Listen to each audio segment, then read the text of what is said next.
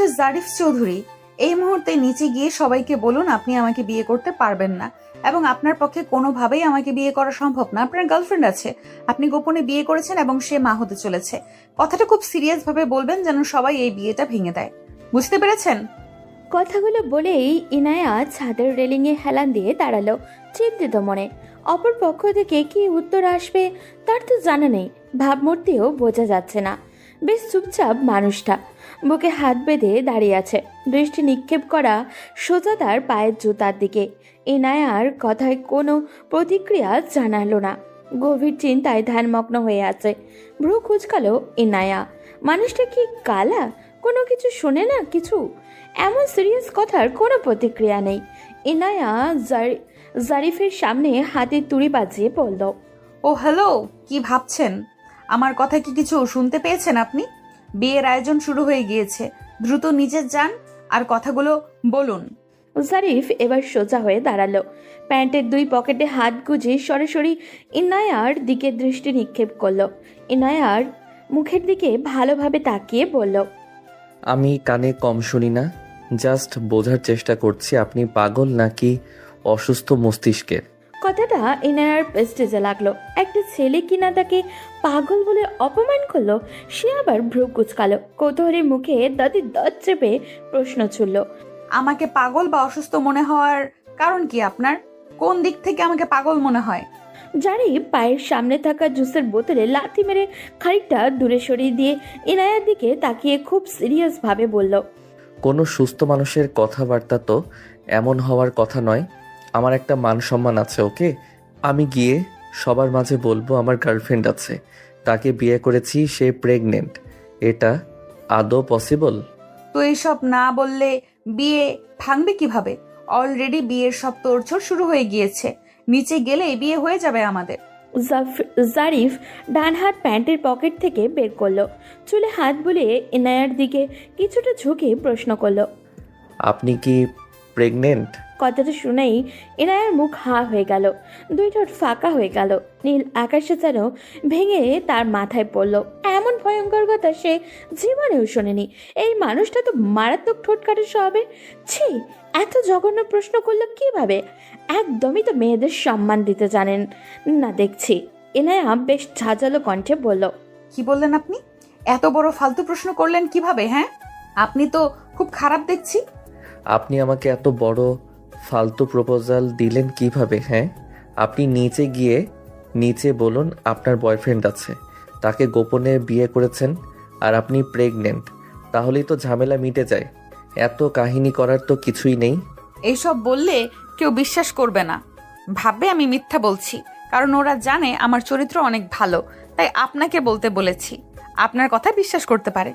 জারিফ ইনায়ার কথাবার্তা শুনে রীতিমতো যেন ভরকে গেল। এই মেয়েটা এসব কি বলছে? আশ্চর্য তো, মেয়েটা কি সত্যি পাগল নাকি মাথায় গন্ডগোল আছে? না হলে এত উল্টোপাল্টা কথাবার্তা কেউ বলে নাকি? জারিফ আবারও সিরিয়াস মোডে বলল, আপনার চরিত্র ভালো আর আমার চরিত্র কি খুব খারাপ যে আমার কথা বিশ্বাস করবে? দেখুন, আপনি একটা ছেলে, আপনি যাই বলুন না কেন কেউ প্রেশার দিবে না, কিন্তু আমার বিষয়টা আলাদা। আমি একটা মেয়ে, বিয়ে ভাঙার কথা কিছুতেই বলতে পারবো না।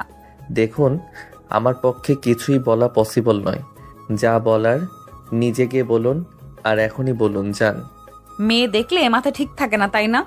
আপনার ভাবসাব দেখে মনে হচ্ছে এই বিয়েতে সম্পূর্ণ মত আপনার, কিন্তু আমার মত নেই, বুঝতে পেরেছেন? আমার বয়ফ্রেন্ড আছে, অন্যের গার্লফ্রেন্ড বিয়ে করা কি খুব গর্বের কাজ? ইনায়ার কথা শুনে জারিফের মেজাজ বাজেভাবে বিগড়ে গেল, রীতিমতো আত্মসম্মানে লাগলো। সে চোয়াল শক্ত করে বলল, এক্সকিউজ মি, কি নাম যেন আপনার? আয়া, রাইট? শুনুন মিস আয়া, আমার কখনোই কল্পনাতেও ছিল না নিজের থেকে 3 গুণ বয়সী বড় কোনো মহিলাকে বিয়ে করতে হবে, কিন্তু আমার কপাল কতটা জঘন্য হলে একটা ছেলে হয়েও নিজের চেয়ে বয়সে বড় মহিলা বিয়ে করতে হচ্ছে, চিন্তা করুন। জারিফের কথা শেষ হতেই ইনায়া অগ্নি চোখে জারিফের দিকে তাকিয়ে বলল, ও হ্যালো, আমার নাম ইনায়া, নট আয়া, ক্লিয়ার? আর আপনি কোন আক্কেলে আমাকে আপনার থেকে 3 গুণ বয়সী বড় মহিলা বলছেন? এখনো পর্যন্ত কোনো মানুষ বিশ্বাসই করে না যে আমি অনার্স 3rd ইয়ারে পড়ি। যে দেখে সেই বলে তুমি কোন ক্লাসে পড়ো। আমি যখনই বলি অনার্স 3rd ইয়ার, মানুষ হাই হুতাশ করে বলে এটা কিভাবে সম্ভব। দেখে তো একদমই বাচ্চা লাগে। দেখে বোঝারই উপায় নেই তুমি অনার্স 3rd ইয়ারে পড়ো। নিশ্চয়ই খুব কম বয়সে স্কুলে গিয়েছিলে, নিশ্চয়ই অনেক মেধাবী স্টুডেন্ট। আর আপনি কিনা বলছেন আমি আপনার চেয়ে বয়সে 3 গুণ বড়। আমার চেয়ে 3 বছরের বড় আপনি। লজ্জা করলো না নিজের চেয়ে বয়সে ছোট বাচ্চা একটা ছেলেকে বিয়ে করতে রাজি হতে? ভোটার আইডি কার্ডে মিস্টেক করে আমার বয়স কয়েক গুণ বেশি দেওয়া হয়েছে, বুঝেছেন? তার মানে এই না যে আমার বয়স আসলে অনেক বেশি, ওটা সংশোধন করতে দেওয়া হয়েছে। শাক দিয়ে মাছ ঢেকে কোনো লাভ আছে? এনিওয়ে, আমি আপনাকে ক্লিয়ার করে বলে দিচ্ছি, বিয়ে আমি একটা চাপে পড়ে করতে রাজি হয়েছি, এটা ঠিক। কিন্তু আমি কখনোই এই বিয়ে মেনে নিব না। একটা কথা মাথায় রাখবেন, আমার গার্লফ্রেন্ড আছে, অনেক সুন্দরী গার্লফ্রেন্ড। তাছাড়াও শহরের সমস্ত সুন্দরী মেয়েরা আমার পিছনে পিছনে ঘোরে। সেসব রেখে আপনাকে দেখে মাথা ঠিক না থাকার কারণ নেই। এনায়া 2 পা এগিয়ে জারিফের আরেকটু কাছে গিয়ে তর্জনী উঠিয়ে বলল, আমার পিছে 64 জেলার ছেলেরা ঘোরে, বুঝতে পেরেছেন? তাদের ব্যাকগ্রাউন্ড শুনলে আপনার মাথার ঘুরান্টি দিবে। এমন কোনো দিন নেই যে প্রেমের প্রপোজাল পাইনি আমি। কেউ ইউএসএ ফ্যামিলি সহ সেটেল, কেউ বিসিএস ক্যাডার, কেউ ব্যাংকার, কেউ শিল্পপতি। সেখানে আপনার মতো ছেলের কোনো চান্স আছে? আমিও ফ্যামিলির চাপে পড়ে বিয়েটা করতে রাজি হয়েছি। এনায়ের কথা শুনে জারিফ কপাল কুচকালো, ঠোঁট বাঁকিয়ে অন্যদিকে তাকালো, এমনভাবে ঠোঁট বাঁকালো যার মানে একটা কথাও বিশ্বাসযোগ্য নয়। এনায়ের আরও বেশি প্রেস্টেজ লাগলো। ছেলেটা মুখ বাঁকিয়ে তাকে অপমান করে দিল। এনায়া ভারী মুখভঙ্গি নিয়ে বলল, কি হলো, আপনি মুখ বাঁকালেন কেন? জারিফ শার্টের হাতটা গোটাতে গোটাতে বলল, তো যান, গিয়ে বাসায় বলুন আমি কোনো বেকার ছেলেকে বিয়ে করতে পারবো না। আমার পিছনে বিসিএস ক্যাডাররা ঘোরে। তো যান, আপনিও গিয়ে বলুন আপনার বিশ্ব সুন্দরী প্রেমিকা আছে, তাকে বিয়ে করবেন। বলেছি, না শুনলে কি করব আমি? বাবা কথা দিয়ে ফেলেছে, সেই কথার নড়চড় হবে না। হঠাৎ ইনায়া বলে উঠল। জানোয়ারের বাচ্চা একটা। কথাটা জারিফের কানে যেতেই জারিফ যেন ভড়কে গেল। সে কি ঠিক শুনল? তার বাবা এই কেমন মেয়ের সাথে বিয়ে ঠিক করেছে ওর, যার মুখের ভাষা কিনা কোনো ঠিক নেই? এইভাবে গালি দিচ্ছে। বিয়ের আগে যদি এইভাবে তাকে গালি দেয় তাহলে বিয়ের পরে কি করবে আল্লাহ জানে। চিন্তা করা যায়। জারিফের ইচ্ছা করছে কষিয়ে ইনায়ের গালে একটা থাপ্পড় দিতে। খুব কষ্টে নিজের রাগ কন্ট্রোল করে বলল, কি কি বললেন আপনি? ইনায়া যেন কিছুই জানে না, খুব অবাক হওয়ার ভান করে বলল, কি বললাম আমি? গালি দিলেন কাকে? ইনায়া ওনার মুড়ো দিয়ে বাতাস নিতে নিতে বলল, কারণকে গালি দিয়েছি। সময় নেই, অসময় নেই, চলে যায়। এরই মাঝে আকাশ থেকে বর্ষণ শুরু হলো। গুড়ি গুড়ি বৃষ্টির ফোঁটা পড়ছে। জারিফ আর ইনায়া দুজনেই আকাশের দিকে তাকালো। চাঁদ কখনো মেঘে ঢেকে গেল তারা বুঝতেই পারেনি। আকাশ কৃষ্ণরূপ ধারণ করেছে। জারিফ বলল, বৃষ্টি হচ্ছে, আমি নিচে যাচ্ছি। আপনার কিছু বলার থাকলে আপনার ফ্যামিলিকে নিজে গিয়ে বলুন। ইনায়া আরেক পা এগিয়ে জারিফের আরেকটু সামনে আসতেই ছাদের স্যাঁতস্যাঁতে জায়গায় পা পিছলে পড়ে যেতে নিলে জারিফ ইনায়ার হাত ধরে ফেলল। ইনায়া পেছন দিকে খানিকটা ঝুঁকে গিয়েছে। জারিফ হাত ছেড়ে দিলেই খুব জোরে নিচে পড়বে, আর এতে নিশ্চিত কোমর ভাঙবে তার। ইনায়া সোজা হয়ে দাঁড়িয়ে বলল, আপনার জন্য এক্ষুনি পড়ে যাচ্ছিলাম আমি। আমার জন্য পড়ে যাচ্ছিলেন নাকি আমার জন্য কোমরটা বাঁচলো? যেভাবে পড়ছিলেন এখনই কোমর যেত। এরই মাঝে বৃষ্টি আরও জোরে শুরু হলো। রোড লাইটের আলো ইনায়ের একতলা ছাদের উপরে পড়েছে। এতক্ষণ কেউ কারো চেহারা খেয়াল করেনি। জারিফ দেখলো তার সামনে থাকা মেয়েটি চুলে হাঁটুর নিচ পর্যন্ত পড়েছে। লাল 3 পিস পরা, গোল মুখশ্রী ফর্সা একটি মেয়ে দাঁড়ানো। সব মিলিয়ে মেয়েটিকে সুন্দর বলা যায়। জারিফের শ্যামলা গায়ে খোঁচা খোঁচা দাড়ি। জারিফকে শ্যামলা বললেও ভুল হবে, গায়ের রংটা অনেক বেশি উজ্জ্বল। উজ্জ্বল শ্যামলা মুখে খোঁচা খোঁচা দাড়িতে বেশ সুদর্শন দেখতে। এমন সময় নিচতলা থেকে দুজন ছাতা মাথায় দিয়ে ছাদে এলো। সাথে দুটো ছাতাও নিয়ে এলো। একটা মেয়ে ইনায়ার চাচাতো বোন এসেই সোজাসুজি জারিফকে দুলাভাই ডাকলো। মেয়েটি হেসে হেসে মশকরা করে বলল, কি দুলাভাই, আমার আপুকে কেমন লাগলো? বলেই জারিফের হাতে ছাতাটা ধরিয়ে দিল। দুলাভাই সম্বোধন শুনেই জারিফ লজ্জা পেল। জীবনে প্রথম কেউ তাকে এভাবে দুলাভাই বলে ডাকলো। সে বড় বড় চোখে ইনায়ার দিকে তাকালো। ইনায়া তার ছোট বোনের মাথায় একটা চাটি দিয়ে বলল, তুই বিয়েটা কর, দুলাভাই না বলে একেবারে জামাই ডাক। জারিফের যেন রীতিমতো অপমান করে ইনায়া ছাদ থেকে নেমে গেল। সাথে ইনায়ার সেই বোনটিও নেমে গেল। জারিফ বিরক্ত হয়ে ছাদের রেলিংয়ে হেলান দিয়ে গিয়ে আবারও দাঁড়ালো। জারিফের বন্ধু একটা ছাতা নিয়ে জারিফের কাছাকাছি এসে বলল, কি সমস্যা ভাই? মেয়েটা তো খারাপ না দেখতে, তাহলে আমাকে এত গুরুত্বপূর্ণ মেসেজ দিলে কেন বিয়ে ভাঙার জন্য? এই মেয়ে নিজেই তো আমাকে বিয়ে করতে চাইছে না, ওর বয়ফ্রেন্ড আছে। যে মেয়ে বিয়ে করবে না বলে সরাসরি এসে আমাকে বলে গেল, সেই মেয়েকে বিয়ে করা কতটুকু যুক্তিসঙ্গত ব্যাপার? তুই কেন বিয়ে করবি না বল? তোর তো কোনো গার্লফ্রেন্ড নাই। আমার এই বেকার লাইফে একটা মেয়ের দায়িত্ব কিভাবে নেই বলো? এমনি বাড়িতে তুমুল অশান্তি, আমি বেকার বলে ভাবি সারাক্ষণ ভাইয়ার সাথে অশান্তি করে। তার ধারণা ভাইয়ার সব টাকা আমার আর সংসারের পেছনে যাচ্ছে। বাড়িতে 3 বেলা অশান্তি এই নিয়ে, রাতে ঘুম আসে না আমার। আমি টোটালি ডিপ্রেশনে ভুগছি। অনার্স শেষ লাস্ট 2 বছর আগে, এখনও কোনো জব হলো না। বেকারত্বের অভিশপ্ত জীবনটা কেটে গেলে মনে হয় বাঁচতাম, নিজের আত্মসম্মানটা বাঁচত।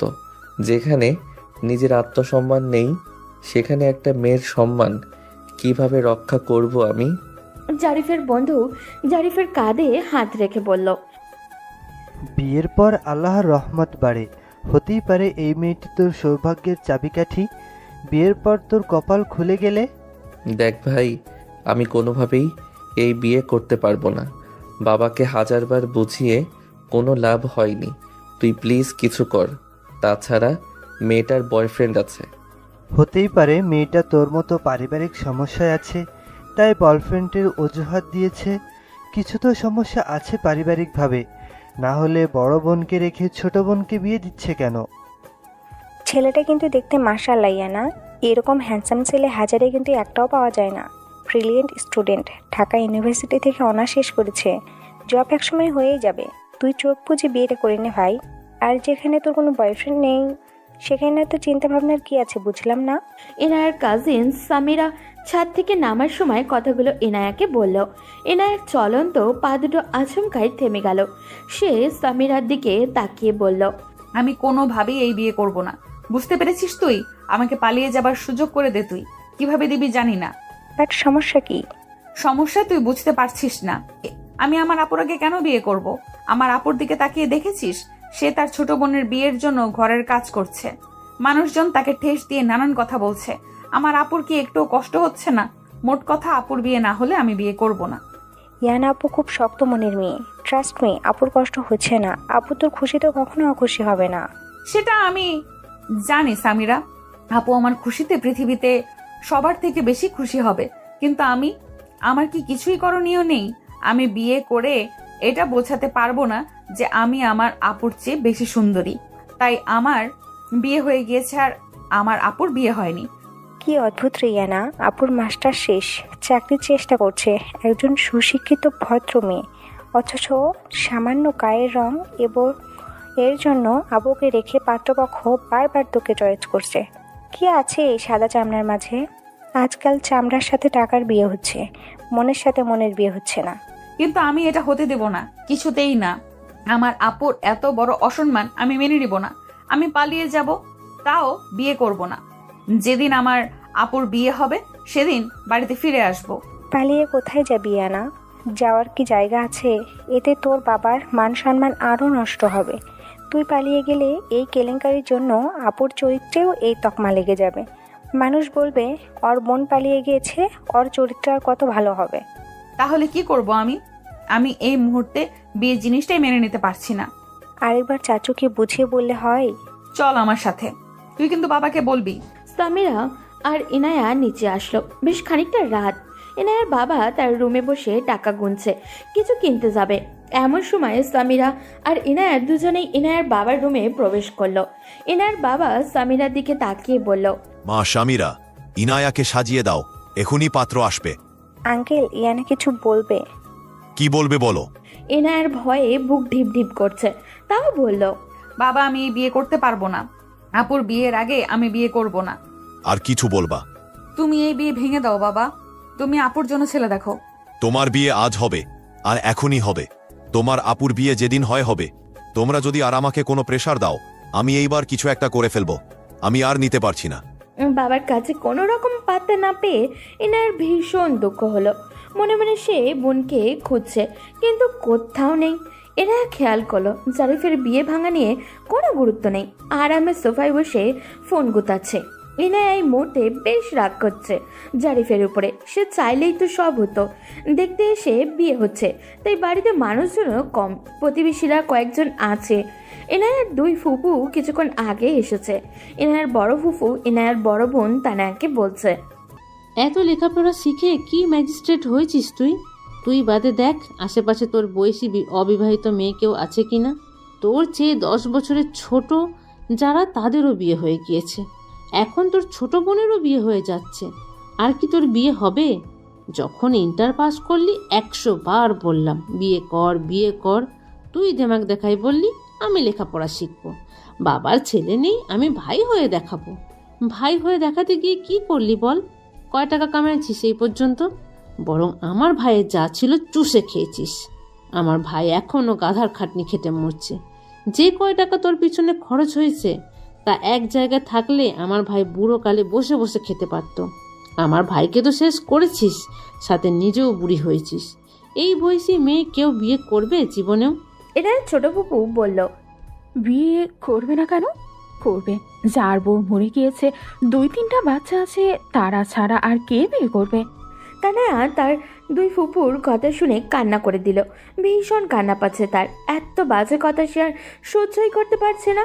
নীরবে চোখের পানি ফেলে যাচ্ছে শুধু। ইনায়ার বড় ফুপি আবারও বলল, এতগুলো পাত্র আনলাম, একটাও ওদের পছন্দ হয় না। আরে বাবা, অন্যদের পছন্দ হবার আগে নিজের চেহারা তো আয়নায় দেখতে হয়। নিজের চেহারা না দেখে অন্যের চেহারা ভালো খারাপ বলতে লজ্জাও করে না। আমার বড় বৌমা একটা ছেলে আনলো, তার কি এমন সমস্যা ছিল? শুধু মাথায় টাক পড়া, আর আগে একটা বিয়ে ছিল। এই জন্য নাকি সেই ছেলে বিয়ে করা যাবে না। এখন ওর বাপ রাস্তাঘাটে হাঁটতে পারে না। যে দেখে সেই বলে বিবাহযোগ্য মেয়ে ঘরে রেখেছো, তোমার তো নামাজও হয় না ঠিকভাবে। তনয়া এসব শুনে মুখে ওড়না গুজে কাঁদতে কাঁদতে বাড়ির বাইরে গেল। ঘরের পেছনে হাঁটু ভাঁজ করে বসলো। দুই হাঁটুর মাঝখানে মাথা রেখে কাঁদছে। কষ্টে বুক ফেটে যাচ্ছে তার। শ্রাবণের ধারা বইছে, ঝুম বৃষ্টি শুরু হয়েছে। তনয়া আকাশের দিকে তাকিয়ে বলল, হে আল্লাহ, আর কত মানুষের কথা শুনবো আমি? আমি তো নিজে ইচ্ছে কালো হইনি। তুমি আমাকে সৃষ্টি করেছো গায়ের রং কালো দিয়ে। এই দোষটি আমার। তাহলে কেন মানুষ আমাকে খারাপ কথা শোনায়? তুমি কি এসব কিছুই দেখো না? তুমি কি কিছুই শোনো না? হয় আমাকে একটা চাকরির ব্যবস্থা করে দাও, না হয় আমাকে দুনিয়া থেকে নিয়ে যাও। এই অভিশপ্ত কালো রং দিয়ে তুমি কাউকে সৃষ্টি করো না আল্লাহ। এখানে বসে কান্নাকাটি করে কি ছোট বোনটার বিয়ে ভাঙতে চাস? মুখ পুরি, কোন দুঃখে কাঁদছিস? তোর আগে ছোট বোনটার বিয়ে হচ্ছে, তোর সহ্য হচ্ছে না তাই না? তোর মতো অপায়ার জন্য আমাদের ইনার বিয়েটা ভেঙে যাবে। শোন তনয়া, অনেক কষ্টে ইনার বিয়ে ঠিক করেছি।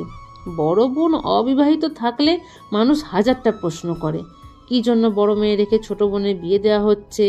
বড় বোন কি প্রতিবন্ধী নাকি চরিত্র খারাপ?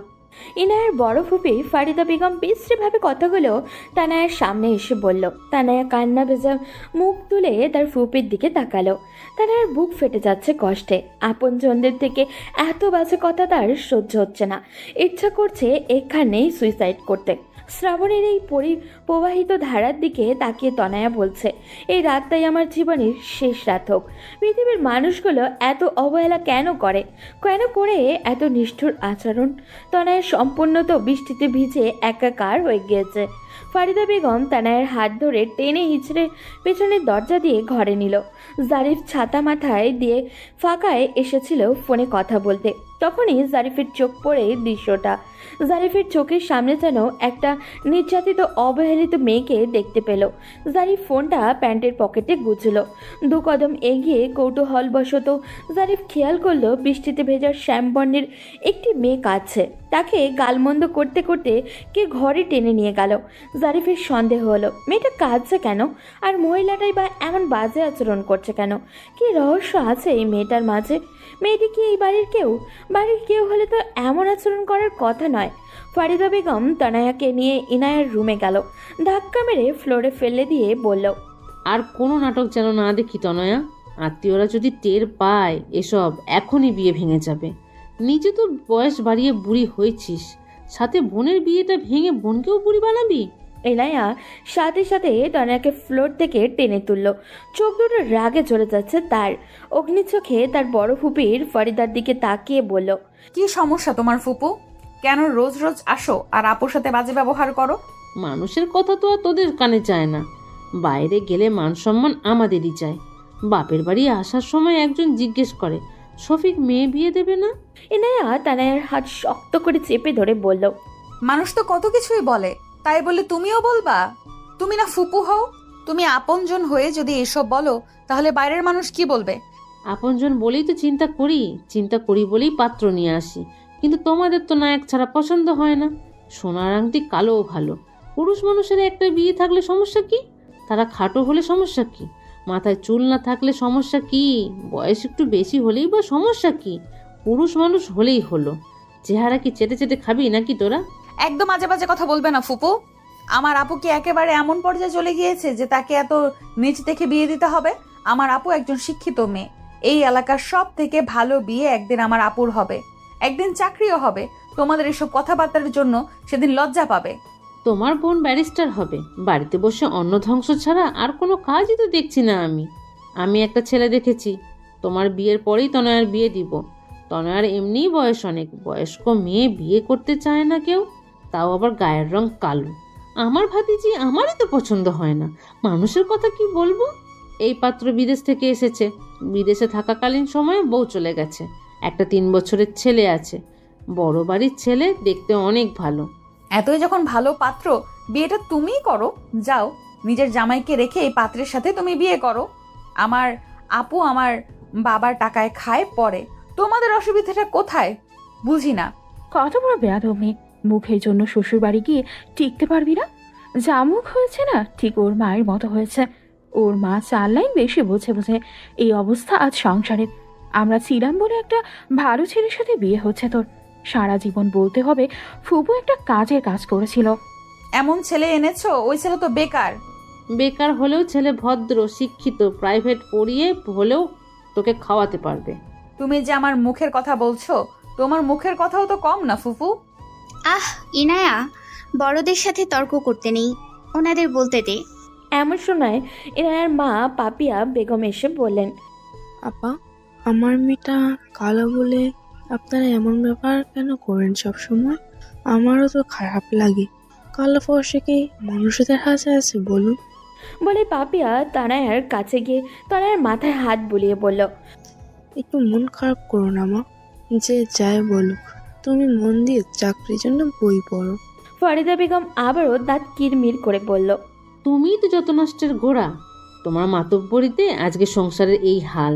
তখন 1000 বার বললাম আর একটা বাচ্চা নাও, একটা ছেলেও তো হতে পারতো। তুমি 2টো মেয়ের পর সব বন্ধ করে বসে থাকলে। বেশি বাচ্চা নিবা না, আর মেয়েরাই নাকি ছেলে হবে তোমার। আমার ভাইয়ের ভিটেতে চেরাগ জ্বালাবে কে? জমি জাতি যা আছে সবই পরের ছেলে ভোগ করবে। আমার বাপ ভাইয়ের এত কষ্টের সম্পত্তি সব পরের ছেলেরা এসে দখল করবে। মেয়ে দুটোর একটা পথ হলে এই বাড়ি থেকে চলে যাব আমি। মেয়ে দুটোর জন্য এত কিছু সহ্য করে পড়ে আছি আমি চলে গেলে আপনারা এসে এসব নিয়ে যাবেন, চিন্তা করবেন না। আমার বাপের বাড়ির লোকেরা আমাকে তাড়িয়ে দিবে না। ফারিদা বেগম রুম থেকে গটগট করে বেরিয়ে গেল। ইনায়া তানায়াকে জড়িয়ে ধরে কাঁদতে কাঁদতে বলল, আপু, আমি তোমার কোনো অসম্মান হতে দিব না। আমি বিয়ে করব না আপু। মানুষ তোমাকে খারাপ কথা বলবে, আমি তো সহ্য করতে পারবো না। তানায়া চোখের পানি মুছে বলল, আমাদের মাকে দেখ, কত শক্ত নারী, কত কিছু সহ্য করে আমাদের মানুষ করেছে। তার মেয়ে হয়ে আমরা সামান্যতে ভেঙে পড়বো কেন? জারিফ আড়াল থেকে কথাগুলো শুনল। কথাগুলো শুনে বুঝতে পারলো কেন ইনায়া বিয়েতে অমত করছিল। ইনায়ার ফুপুর কথাবার্তা জারিফের একটুও ভালো লাগেনি, সাথে তনয়ার জন্য খারাপ লাগলো ওর। বুকের ভেতরে কেমন জানি মোচড় দিয়ে উঠল, অজানা ব্যথা অনুভব হলো। সামান্য গায়ের রঙে কি সব। আধা ঘন্টা পর জারিফ আর ইনায়ার জন্য কাজে চলে এলো। ইনায়ার সিম্পল সাজগোজ, জারিফেরও শার্ট প্যান্ট পরা। আসলে আজ তারা বিয়ের উদ্দেশ্যে আসেনি। ইনায়ার ফুপুর পরিচিত জারিফের বাবা কথা প্রসঙ্গে ইনায়ার ফুপুর কাছে ছেলে বিয়ে দেওয়ার কথা বলেতেন। তিনি তখন ইনায়ার ফুপু জারিফের বাবাকে ইনায়ার কথা বলে, যেই কথা সেই কাজ। জারিফের বাবা জারিফ আর জারিফের বন্ধু আর জারিফের মা আর মামাকে নিয়ে এসে ইনায়াকে দেখেই পছন্দ হয়। হুট করেই আজ বিয়ের সিদ্ধান্ত। জারিফ তখন থেকেই এক ধানে বসে তনয়ার কথা ভাবছে। মেয়েটার মনে অনেক কষ্ট। পৃথিবীতে প্রতিটা মানুষই যার যার জায়গায় অসুখী। জারিফ তার বাবাকে আবারও বলল, বাবা তুমি আবারও ভেবে দেখো, আমার এই বেকার অবস্থায় বিয়ে করাটা কি ঠিক হবে? তাহলে আমাদের রান্না করে খাওয়াবে কে? তোমার ভাবি চাকরি করে, তোমার মাকে রান্না করতে হয়। তুমি কি চাও আমরা এই বুড়োকালে না খেয়ে মরি? এই মেয়ে কি রান্না করে খাওয়াবে? খাওয়াবে, ওর ফুফুর সাথে কথা হয়েছে। বাড়িতে একটা রান্নার লোক নিচ্ছ তাই তো? বাড়ির বউ নিচ্ছ না? বাড়ির মেয়ে নিচ্ছি, যে তার বুড়ো মা বাবাকে দেখবে। নিজের একটা মেয়ে থাকলে কি অন্য বাড়িতে বাবুর্চির চাকরি করতে পাঠাতে বাবা? স্রেফ আমার প্রশ্নের উত্তর দাও এবং এক বাক্য উত্তর দাও। ছেলের এমন প্রশ্নে খানিকটা বিব্রত বোধ করলেও নওশের আহমেদ চারিদিকে তাকালেন, কেউ তাদের কথাবার্তা শুনছে কিনা। চাপা কণ্ঠস্বরে বললেন, বিয়ের পরে প্রতিটা মেয়েই শ্বশুর বাড়িতে গিয়ে রান্না করে। তোমার মা কি রান্না করেছে না? এভাবেই তোমার বউও রান্না করবে। লেখাপড়া শিখেছো বলে কি নিয়ম কানুন সব উল্টে পাল্টে দিতে চাও নাকি? লেখাপড়া শিখেছি বলেই আমার বিবেকে বাঁচছে বাবা। আমার নিজেকে ধিক্কার দিতে ইচ্ছা করছে। আমি কি না এই বয়সে নিজের অমতে বিয়ে করেছি? এই যুগে এসেও পরিবারের চাপে বিয়ে করছি।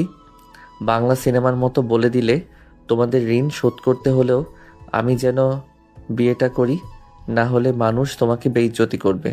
তোমার কি উচিত ছিল না একবার অন্তত আমার মতামত নিয়ে মেয়ের ফ্যামিলিকে কথা দেওয়া? আমি কি এখন ছোট আছি যে সব সিদ্ধান্ত তোমাদের কথা মতো নিতে হবে? বিশেষ করে আমার লাইফের এত বড় গুরুত্বপূর্ণ সিদ্ধান্তটা কি নিজের ইচ্ছা মতো নেওয়ার অধিকার নেই? চুপ করো, কাজে এসে গিয়েছে। এই বাড়ির কেউ এসব শুনলে কি হবে? তোমার মতো বেকার ছেলের সাথে এত সুন্দর একটা মেয়ে, ভাবতে পারছো তুমি? বেকার ছেলের সাথে কি কেউ মেয়ে বিয়ে দিতে চায়? আমি খুব কষ্টে মেয়ের ফুফুকে এটা সেটা বলে মেয়ের বাবাকে রাজি করিয়েছি। আমাদের এলাকার সেরা সুন্দরী বউ হবে তোমার। বেকার কথাটা শুনেই জারিফের আত্মসম্মান যেন মাটির সাথে মিশে গেল। এই কথাটা রেগুলার তাকে শুনতে হয়। এটা যেন তার জীবনের অভিশাপের মতো হয়ে আছে। ঢাকা ইউনিভার্সিটি থেকে লেখাপড়া শেষ করে তার কোনো জব হচ্ছে না। রাগে শরীরের রক্ত টক বক করে ফুটে উঠল জারিফের। মানুষের মাঝে সিনক্রিয়েট করতে পারছে না। শুধুমাত্র বাবার মান সম্মান বাঁচাতে বিয়েটা করতে হচ্ছে ওকে। সে নিজেকে শান্ত করে বলল, আমি জানি আমি বেকার বাবা। এই বেকার লাইফে আমি কি কখনো বলেছি বিয়ে করব? তুমি বিয়ে ঠিক করলে আবার তুমি খোটা দিচ্ছ। কথা প্রসঙ্গে বললাম আর কি। মা বাবা সন্তানের খারাপ চায় না, এটা মাথায় রেখো। এখনই বিয়ে পড়ানো হবে। বিয়ের আগ মুহূর্তে ইনায়ার হবু শ্বশুর বাড়ি থেকে হাত কান আর গলার গহনা দিয়ে ইনায়ার ফুপুর হাতে। ইনায়ার ফুপু ইনায়াকে গহনাগুলো পরিয়ে দিতে দিতে বলল, আমি আগেই ওদের বলেছিলাম মেয়েকে 3 প্রকার গহনা দিতে হবে, ঠিক তাই দিয়েছে। বোঝাই যাচ্ছে ফ্যামিলির অবস্থা অতটাও খারাপ নয়। ইনায়ার হলো রাজকপাল। সাউথ থেকে এক প্রতিবেশী বলে উঠল, ইনায়ার যে সুন্দর চেহারা, রাজকপাল ছাড়া আর কি হবে শুনি? সাইড থেকে এক প্রতিবেশী বলে উঠল। এরই মাঝে কাজে চলে এলো। বিয়ে পড়ানো শুরু হয়ে গেল। ইনায়া আর জারিফ দুজনেই চাচ্ছিল কোনোভাবে যেন বিয়েটা না হয়, কিন্তু কপালে লিখন খণ্ডানোর ক্ষমতা কারোর তো নেই। দুজনের অনিচ্ছা থাকলেও বিয়েটা হয়ে গেল। কবুল বলতে ইনায়ার আধা ঘন্টার সময় লেগে গেল। কবুল বলার সাথে সাথেই পাল্টে যাবে তাদের পুরো জীবন। চারিদিক থেকে সবার অনুরোধে ইনায়া কবুল বলল। কবুল বলে চিৎকার দিয়ে কেঁদে দিল ও। এই বিয়ে নিয়ে ইনায়ার কত স্বপ্ন ছিল। আগে তার আপুর বিয়ে হবে, আপুর বিয়েতে প্রচুর সাজগোজ করবে, অনেক মানুষ আসবে। নিজের বিয়ে নিয়ে কি প্ল্যান করে রেখেছিল ও? বিয়ের 7 দিন আগে থেকে বাড়িতে একটা বিয়ে বিয়ে আমেজ থাকবে, নাচে গানে আর আনন্দে মুখরিত হবে চারপাশ। আর যার সাথে বিয়ে হবে সে হবে একজন রাজপুত্র। ইনায়াকে ভীষণ প্রায়োরিটি দিবে, বিয়ে নিয়ে সব প্ল্যান করবে ইনায়ার সাথে, সারাক্ষণ চোখে হারাবে তাকে। কিন্তু কিছুই তো হলো না। বিয়ে নামক কাঙ্ক্ষিত জিনিসটার স্বপ্ন ধ্বংস হয়ে গেল ওর। প্রতিটা মেয়েরই স্বপ্ন থাকে তার বিয়ে একটু অন্যরকমভাবে হবে। মানুষরা ভাবে আসলে কি তা হয়? মানুষরা ভাবে তা কখনোই হয় না। বিয়ের পর ইনায়াও কান্না মিশ্রিত কণ্ঠে বলল, আম্মু, তুমি তো সারা জীবন আমাদের নিয়ে প্রতিবাদ করেছো, আমাদের লেখাপড়ার জন্য প্রতিনিয়ত যুদ্ধ করেছো। আজ তাহলে কেন তুমি বাবাকে বাধা দিলে না? কেন আম্মু? তোমার কাছেও কি তোমার মেয়ে একটা বোঝা হয়ে গিয়েছে? ইনায়ের মা এবার ইনাকে বুকের সাথে জড়িয়ে ধরে বলল, তোমার আম্মুর কাছে তোমার 2 বোন কখনো বোঝা নাও মা। কেন যেন ছেলেটার দিকে তাকিয়ে আমার মন বলল, ছেলেটা ভালো, তোমাকে ভালো রাখবে। আমার দোয়া আছে তোমার সাথে, তুমি সুখী হবে মা। রাতে খাওয়া দাওয়া শেষ করে শ্বশুরবাড়িতে ইনায়াকে নিয়ে যাওয়া হলো। জারিফের মা আর ফুপু ইনায়ার গালে মিষ্টি দিয়ে ভেতরে নিয়ে গেল। ইনায়া খেয়াল করলো গাড়িতে একজন মহিলা বসা ছিল, খুব সাজগোজ করা, নাক কুচু স্বভাবের। ইনায়ার সাথে একটা কথাও বলেনি। গাড়ি থামতেই ইনায়াকে রেখে একা একাই বাড়িতে প্রবেশ করলো। কিন্তু মহিলাটাকে দেখতে তো খুব বেশি বয়স্ক না। জারিফের বড় ভাই ইনায়াকে বলল, ইনায়া, আমার বাবা মা, সালাম করো। ইনায়া জারিফের মা বাবাকে সালাম করলো। জারিফের বাবা মা বলল, মা ইয়ানা, আমি নিজে তোমাকে এই বাড়িতে নিয়ে এসেছি। সবার সাথে মিলেমিশে থাকার চেষ্টা করো, কেউ যেন না বলে আমার পছন্দ খারাপ। ইনায়ার মাথা তুললো, তাকালো। আশেপাশে কোথাও জারিফ নেই। জারিফের বাবা মা, ফুপু আর ভাই দাঁড়িয়ে আছে। জারিফের ফুফু জারিফের বড় ভাইয়ের দিকে তাকিয়ে বলল, আরিফ, অনন্যাকে বলো তুমি বউকে বাসর ঘরে দিয়ে আসতে।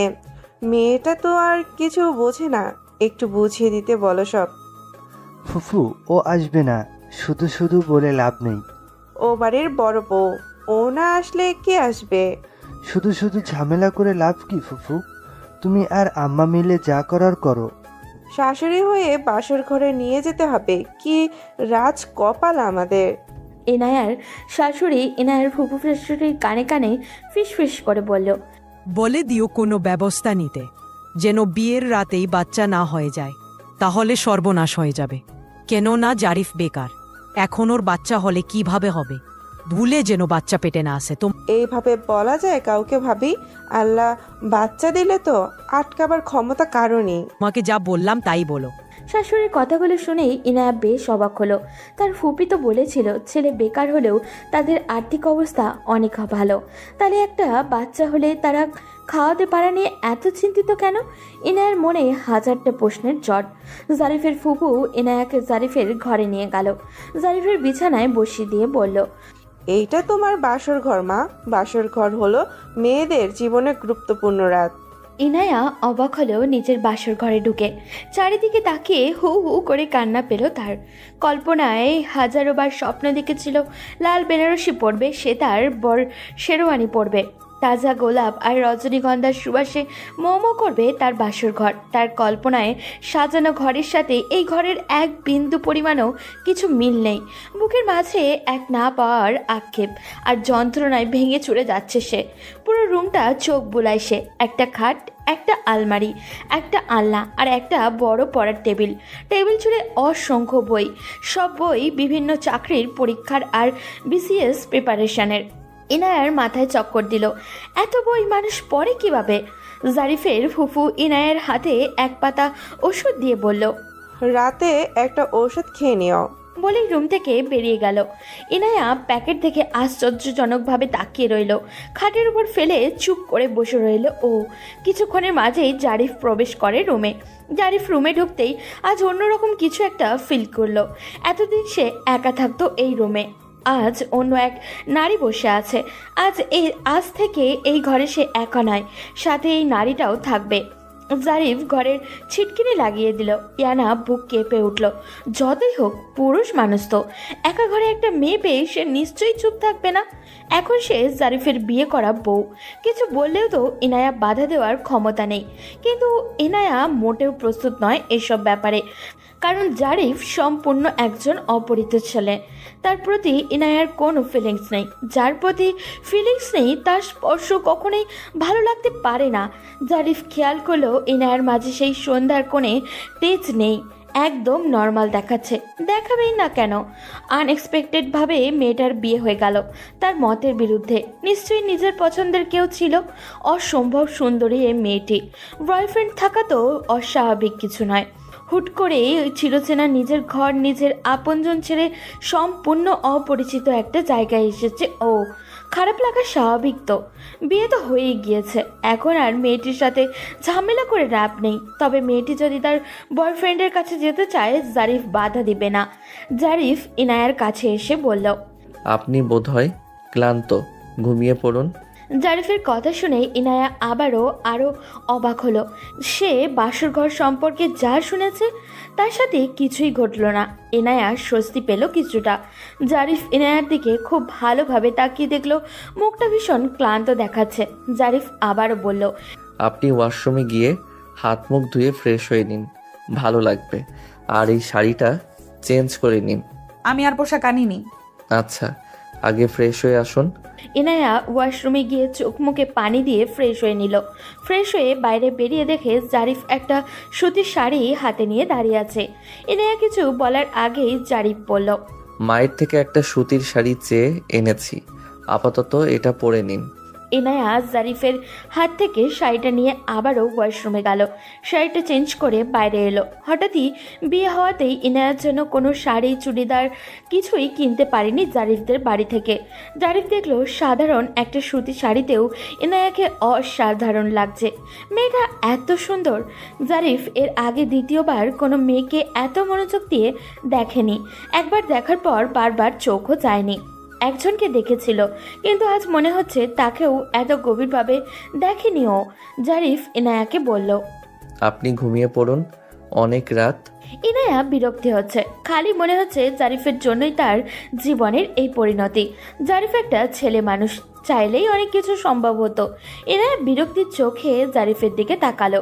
বিছানায় গিয়ে ওষুধের প্যাকেট ফ্লোরে ছুঁড়ে মারল। জারিফ প্যাকেটটা ফ্লোর থেকে হাতে নিয়ে ভ্রু কুচকে ইনায়ার দিকে তাকিয়ে বলল, হোয়াট ইজ দিস? এসব কি? ছি, এসব খাচ্ছ কেন? শুনুন, আমি এসব খাচ্ছি না। আমার ফুপি দিয়ে গিয়েছে আপনাকে খাওয়ার জন্য। চুপচাপ ওখান থেকে একটা খেয়ে নিন। জারিফের দুই ঠোঁট কিঞ্চিত ফাঁকা হলো। মেয়েটা এসব কি বলছে? সে কি সত্যি পাগল নাকি? জারিফ স্ট্যাচু হয়ে দাঁড়িয়ে রইল। তার অনুভূতি ঠিক কী এই মুহূর্তে তা বোঝা যাচ্ছে না। জারিফ চুপচাপ গিয়ে পড়ার টেবিলে বসলো। কাল তার ব্যাংকে চাকরির পরীক্ষা আছে, আর সারাদিন পড়তে পারিনি। ইনায়া বেশ অবাক হয়ে গেল জারিফের পড়ার টেবিলে বসতে দেখে। বেশ কৌতূহলবশত ইনায়া জিজ্ঞাসা করল, আপনি কি পড়ার টেবিলে ঘুমাবেন? জারিফ ইনায়ার কথা শুনে বিরক্ত মুখে পেছনে ঘুরল।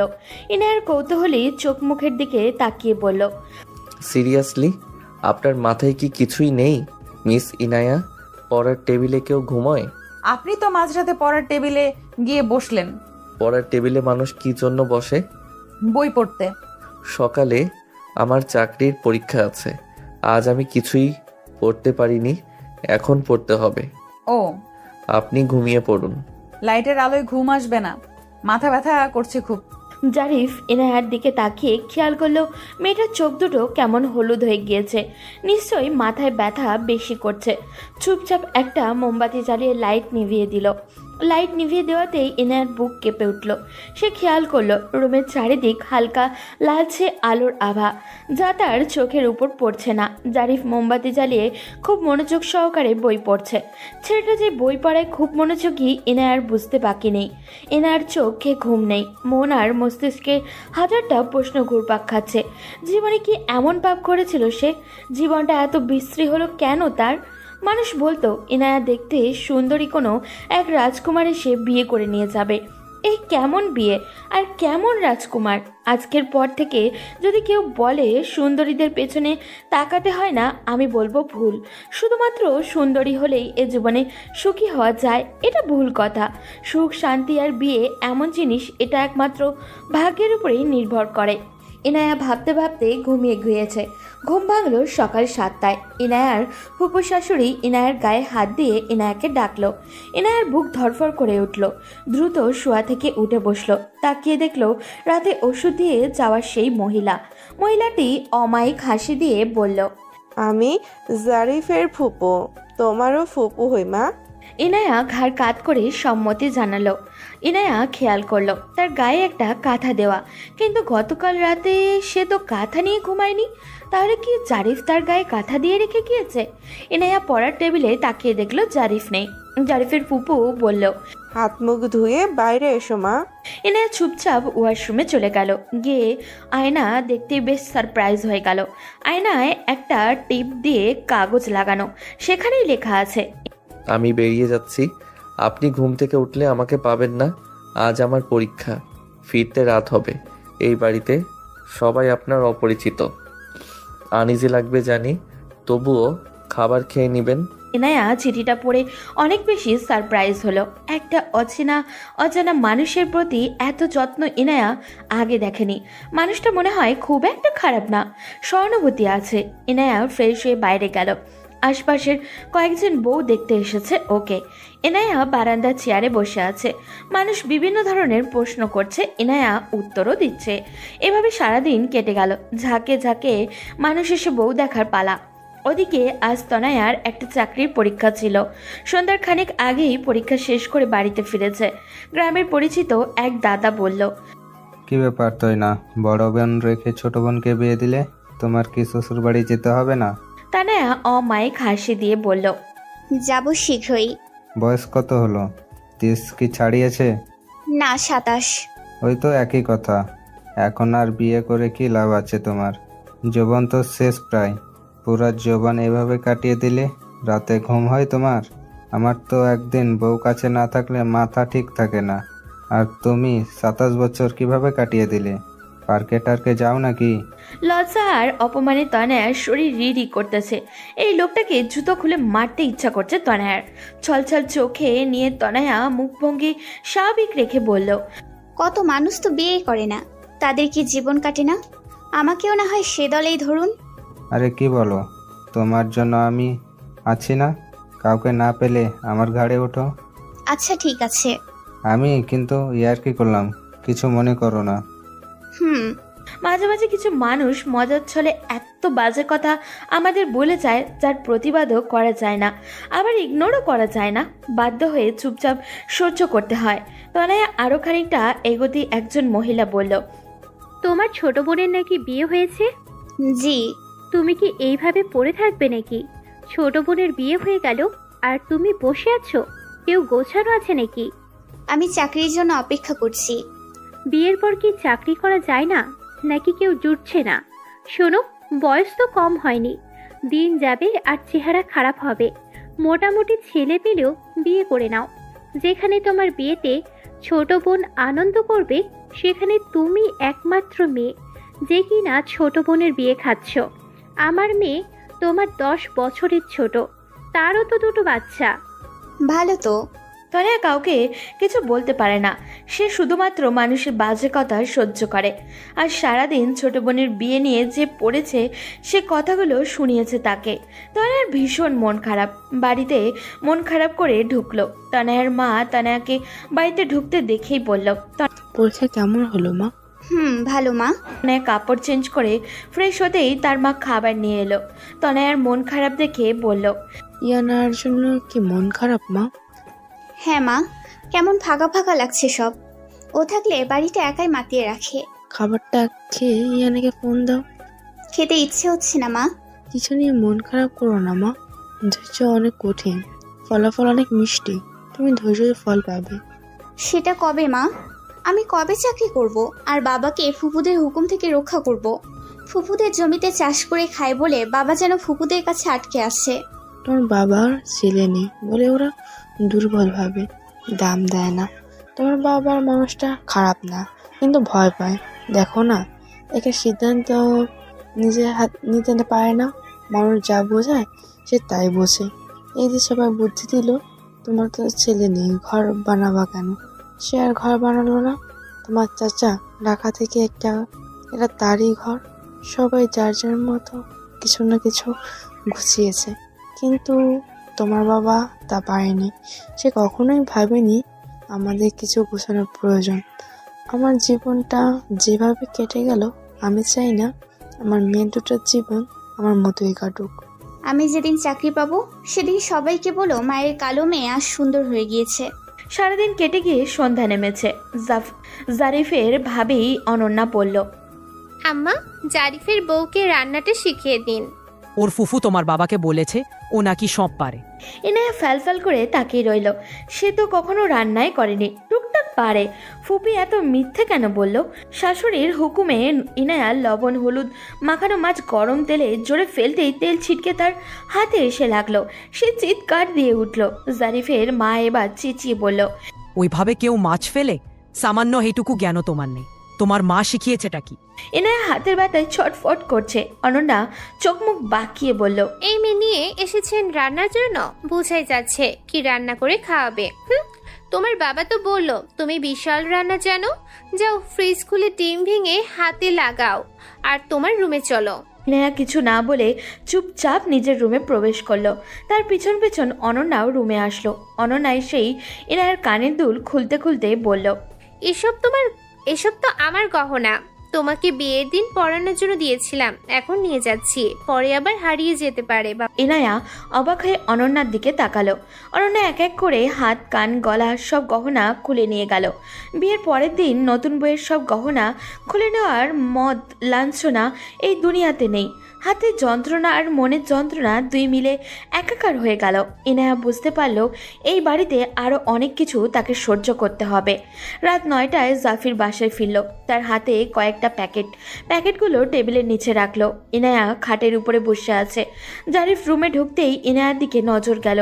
কেমন যেন খালি খালি লাগছে দেখতে, কি যেন একটা মিসিং। জাফির খেয়াল করলো কানে কোনো গহনা নেই তার গায়ে। জারিফ হাতের ঘড়ি খুলতে খুলতে বলল, কেমন আছেন? ভালো। সারাদিন খেয়েছেন? আপনি? বাইরে থেকে খেয়েছি। রাতের খাবারও খেয়ে এসেছেন? না।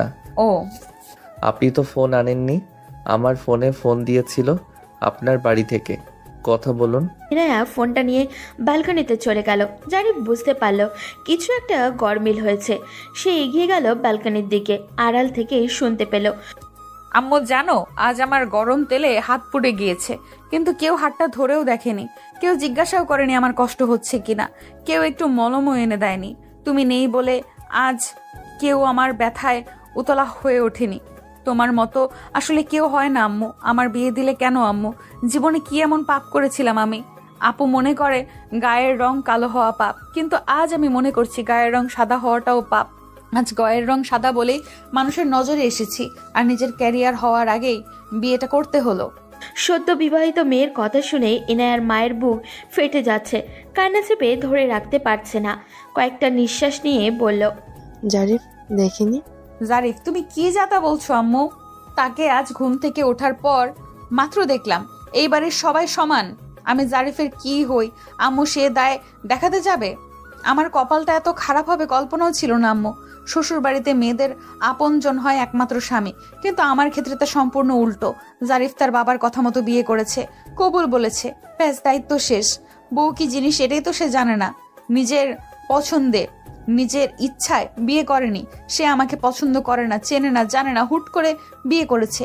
সে আমার খেয়াল কিভাবে রাখবে আম্মু? বিয়ে এভাবে হয় ইয়ানা, অজানা একটা মানুষ আপন করে হয়ে যায়। যাকে আমরা চিনতামই না সে জীবনের চেয়ে প্রিয় মানুষ হয়ে যায়। জীবনে এমন অনেক কিছু ঘটে যায় যা আমরা কল্পনাও করি না। জারিফ শিক্ষিত ছেলে, আমার বিশ্বাস ও তোমাকে বুঝবে, ও তোমাকে পছন্দ করবে, এত বেশি পছন্দ করবে যে তুমি সেদিন এই দিনটার কথা ভাববে। কথাগুলো বলার সময় ইনায়ার মা কাঁদছিল, সেটাই ইনায়া বুঝতে পারল। ইনায়া কান্না মিশ্রিত কণ্ঠে বলল, কেঁদো না আম্মু। আর শোনো, ওরা আমার গায়ের সব গহনা খুলে নিয়ে গিয়েছে। এসব গহনা জাইরের ভাবির, উনি আজই সব খুলে নিয়েছে।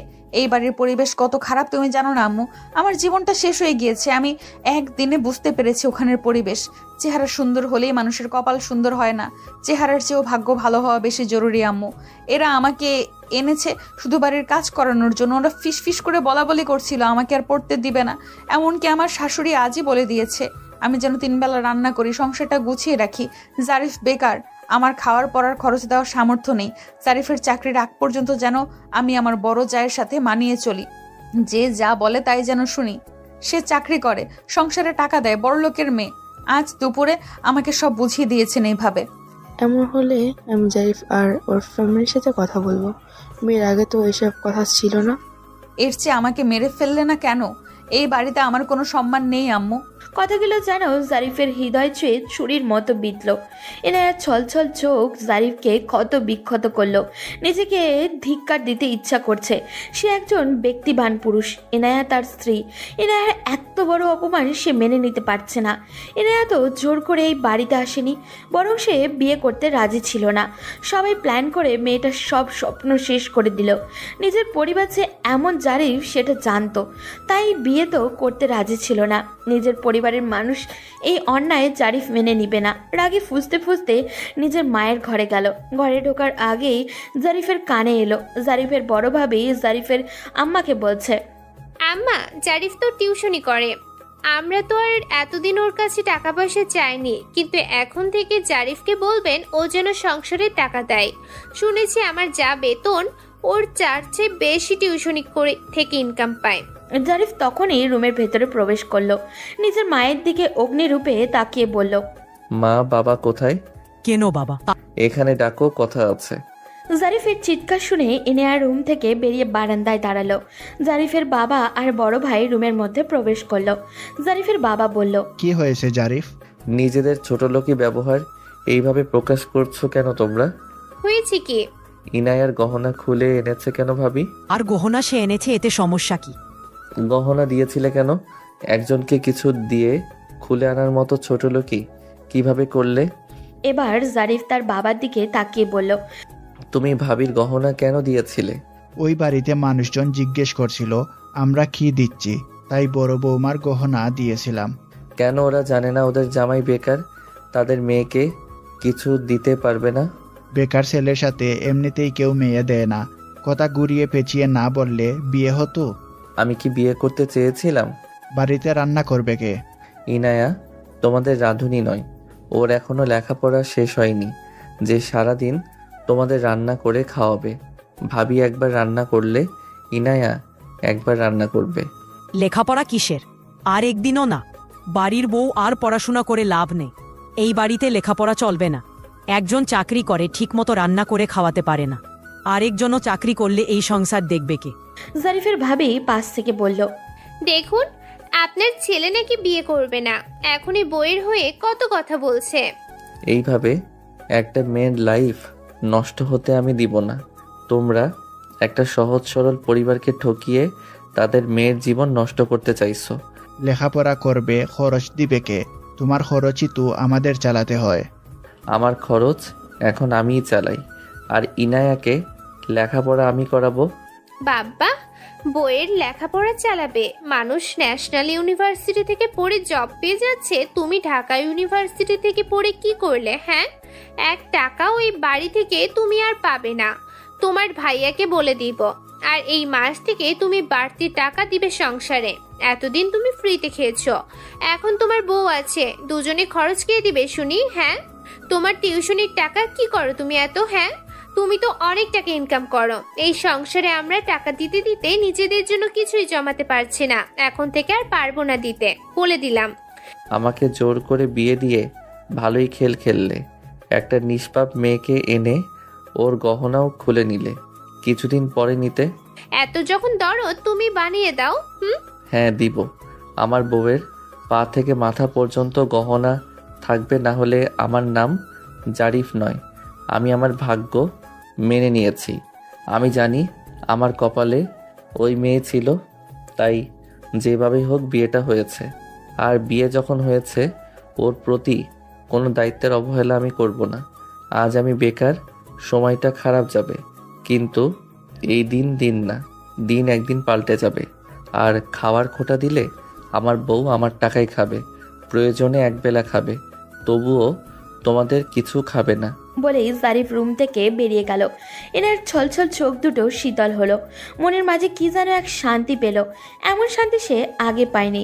জারিফ যখন তাকে আমার বউ বলছিল তখন বুকের মাঝে কম্পন হচ্ছিল। জারিফ তার মা বাবার রুম থেকে বেরিয়ে গেল।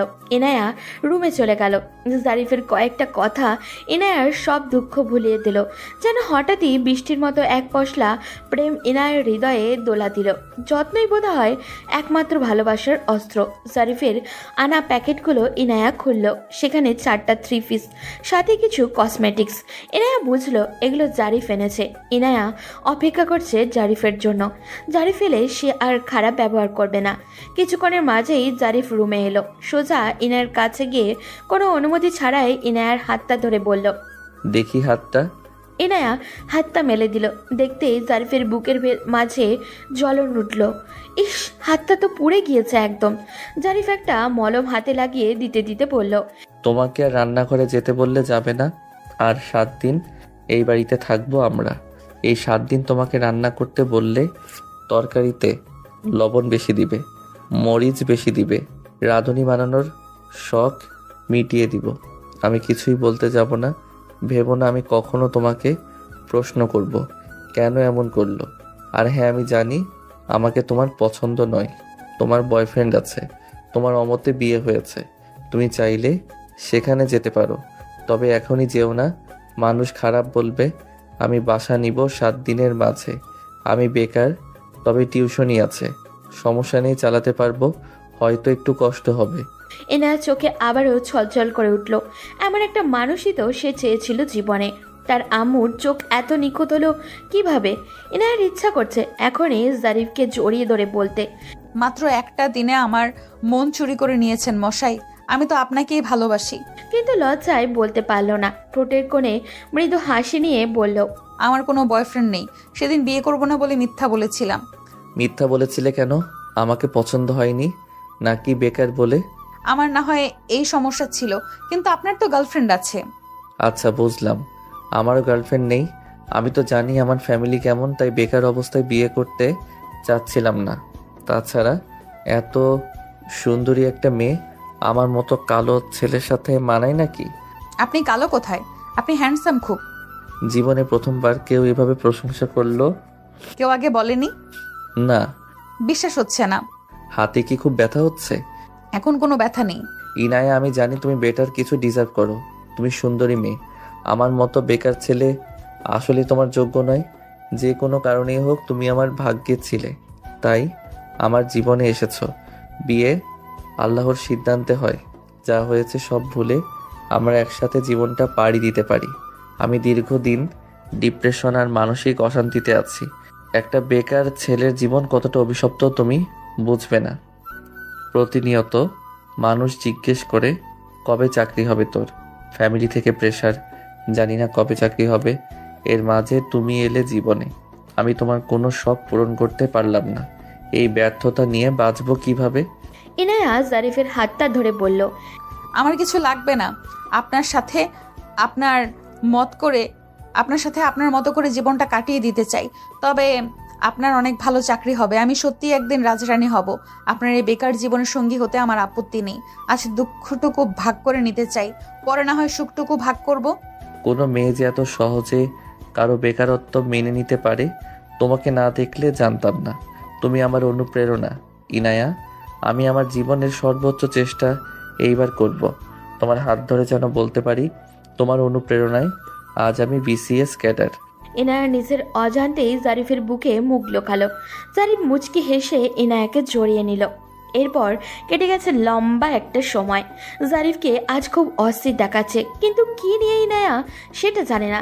বিবাহের আজ 2 বছর পূর্ণ হলো। আজকের দিনটা তাদের জীবনের স্পেশাল দিন। ইনায়া গত 1 মাস ধরে ভেবে রেখেছে আজকে জারিফকে সে বিশেষ সারপ্রাইজ দিবে, কিন্তু জারিফকে অন্যমনস্ক আর মন খারাপ দেখে ইনায়া কিছুই বলতে পারছে না। বিগত 2 বছর অনেক অশান্তি আর দুঃখ কষ্টে দিন কেটেছে ইনায়ার জারিফের। অভাব অনটন, খেয়ে না খেয়ে দিন গিয়েছে, কিন্তু ওরা দুজনকে কাউকেই বুঝতে দেয়নি। বিগত 2 বছরে তন্ময়া, জারিফ আর ইনায়া 3 জন হয়েছে জীবনের কঠিন পরিস্থিতির মুখোমুখি। 3 জনের জীবনে চিত্র ছিল ভিন্ন। তনয়ার গায়ের রং কালো, বয়স নিয়ে পরিবার, আত্মীয় স্বজন, সমাজের কাছে প্রতিটা পদে পদে হেনস্থা হয়েছে। সমাজ তাকে ছুঁড়ে ফেলেছে নর্দমায়। ফ্যামিলি থেকে কখনো তার বাবার বয়সী বিবাহিত ডিভোর্সি কারোর সাথে বিয়ে দেওয়ার জন্য জোর করেছে। তনয়ার জীবনটাও বিষাক্ত করে তুলেছিল প্রতিবেশীরা, শুধু বিয়ে হচ্ছে না বলে। এই সমাজ কালো মেয়েরা কতটা মূল্যহীন সেটা তনয়ার জীবনে হাড়ে হাড়ে টের পেয়েছে। কিন্তু কথায় আছে না, দিন কখনো একরকম যায় না। প্রতিটা মানুষের জীবনেই খারাপ সময় কেটে গিয়ে ভালো সময় আসে। হাল না ছেড়ে চেষ্টা করলে একদিন না একদিন অন্ধকার ঠিকই কেটে যায়। এনার বিয়ের 1 বছর পর তনয়া বিসিএস ক্যাডার হলো। চাকরির পরেই আরেকজন বিসিএস ক্যাডারের সাথে বিয়ে হয়। সে ছেলেটির গায়ের রং ধবধবে সাদা, নিখুঁত, সুন্দর একটি ছেলে। তনয়া তার চারপাশের মানুষ তাক লাগিয়ে দিয়েছিল। গায়ের রং কালো, বরং নিয়ে দুঃখ কষ্ট সহ্য করে তনয়া কোনো এক রাজকুমারের রানী হয়েছে। শ্বশুরবাড়িতে সম্মানের সাথে সাথেই আছে। একদিকে ইনায়া পরীর মতো সুন্দর হওয়ায় শ্বশুরবাড়িতে মিনিমাম সম্মানটুকুও পায়নি। দিনের পর দিন অবহেলা আর খোটা সহ্য করে অবশেষে জারিফের সাথে আলাদা বাসায় উঠেছে। জারিফ বিয়ের প্রথমেই আলাদা বাসা নিতে চাইলেও ইনায়ার আপত্তি ছিল। সে সবটা মানিয়ে নিতে চেয়েছিল, কিন্তু পারেনি। তার স্বামী বেকার বলে মিনিমাম সম্মানটিকেও কেউ তাকে দেয়নি। সারাদিন খাওয়া পড়া নিয়ে খোটা শুনিয়েছে। একটা সময় না পেরে জারিফের সাথে আলাদা বাসায় উঠে গেছে। সেখানে অভাবে অনাহারে অনেক কষ্টে দিন কেটেছে। জারিফের টিউশনির টাকায় সংসারের সাথে ইনায়ার লেখাপড়ার খরচ। ওদের সমস্যার কথা কাউকে জানায়নি ওরা। অপরদিকে জারিফ জীবনের প্রতিটা কণে কণে টের পেয়েছে বেকারত্বের কষ্ট। মা বাবা সন্তানকে আলাদা চোখে দেখে। জারিফের বড় ভাই ইনকাম করে বলে তাদের সাথে মা বাবা তুমি করে কথা বলে। এদিকে জারিফের সাথে তুই তুকারি যত প্রকার খারাপ ভাষা আছে তাই ব্যবহার করছে। ছেলেদের পকেটে টাকা না থাকলে সম্মান জিনিসটাই থাকে না। ছেলেদের সৌন্দর্য হলো টাকা। তবে জারিফ ইনায়ার সাপোর্ট পেয়েছে। ইনায়ার কখনো ভালো খাবার খেতে ইচ্ছা হলে বলেনি ও। ভালো একটা ড্রেসের দিকে তাকিয়ে চোখ ফিরিয়ে নিয়েছে। সে জানে তার স্বামীর পকেট ফাঁকা। জারিফ সবটা খেয়াল করেছে, কিন্তু করার কিছুই নেই, তাই চুপচাপ থেকেছে। হঠাৎই জারিফ লাফিয়ে উঠল খুশিতে। ইনায়া ভীষণ অবাক হয়ে বলল, তুমি না এতক্ষণ গম্ভীর ছিলে, হঠাৎ কি হলো? জারিফ ইনায়াকে জড়িয়ে ধরে বলল, আজ বিসিএস ভাইবার রেজাল্ট দিয়েছে। আমি শিক্ষা ক্যাডারে প্রথম হয়েছি। ইনায়া খুশিতে কেঁদে দিল। জারিফকে জড়িয়ে ধরল শক্ত করে। জারিফও ইনায়াকে শক্ত করে জড়িয়ে ধরে বলল, আমার এই সাফল্য তোমার জন্য ইনায়া। বলেই জারিফের বন্ধুদের ফোন করলো। ইনায়ার থেকে যে জারিফের প্ল্যান আজও বেশি ছিল ইনায়া জানে না। জারিফের বন্ধুরা এসে জারিফ আর ইনায়ার জন্য বাসর ঘর সাজালো, একদম ইনায়ার মনের মতো করে। পার্লার থেকে মানুষ এলেও ইনায়াকে সাজানোর জন্য। আজ ইনায়ার সেই দিনের বউ সাজের স্বপ্ন পূরণ হলো। ফটোগ্রাফারও আনা হয়েছে। জারিফ বলে দিয়েছে আজ সারা রাত আমার বউয়ের ছবি তুলবেন। ইনায়া জারিফের হাত ধরে আড়ালে ডেকে নিয়ে বলল, এসব কি হচ্ছে? আজ আমাদের ম্যারেজ ডে। বিয়েতে তোমার কিছু অপূর্ণ ইচ্ছা পূরণ করলাম। আর হ্যাঁ, আস্তে আস্তে তোমাকে প্রচুর গহনা বানিয়ে দিব। আপাতত টাকা নেই। তোমার আলমারি ভর্তি দামি শাড়ি হবে, প্রচুর শপিং করবে, একদম রানী করে রাখবো। ইনায়া জারিফকে জড়িয়ে ধরে বলল, আমার তো এসব লাগবে না। সেদিনে আমি আর আজকের আমি এক নই। আমার আলাদা গহনা লাগবে না। আমার গহনা তো আপনিই মিস্টার। আমি জানি, বাট আমি আমার বউকে রানী করে রাখতে চাই। কেটে গিয়েছে আরো 2 বছর। সবকিছু বদলে গিয়েছে। ইনায়া আর তনয়ার মা বাবাকে কেউ আর ছোট চোখে দেখে না। মানুষ তাদের অন্যরকম সম্মানের চোখে দেখে। তনয়াকে এখন আর কেউ কালো বলে না। আগে যারা বাজে কথা বলতো তারাই এখন সম্মানের সাথে কথা বলে। জারিফ আর ফ্যামিলি থেকে কেউ বাজে কথা বলে না। ইনায়াকে কেউ আর অসম্মান করে কথা বলার সাহস বানায়। ইনায়াকে কেউ আর অসম্মান করে কথা বলতে সাহস পায় না। ইনায়ার এখন অনেক গহনা হয়েছে, আলমারি ভর্তি শাড়ি হয়েছে। জারিফ তার কার্ড ইনায়ার হাতে তুলে দিয়েছে। ইনায়া সত্যি এখন রানী। দুজন অচেনা মানুষ এখন এক একজন এক এক অপরজনকে ছাড়া নিঃশ্বাসে নিতে পারে না। ভালোবাসা সুন্দর, দুজন মানুষ সঠিক হলে কষ্টের পরেই সুখ আসে, এটাই প্রকৃতির নিয়ম। ভালো থাকুক তাদের ভালোবাসা।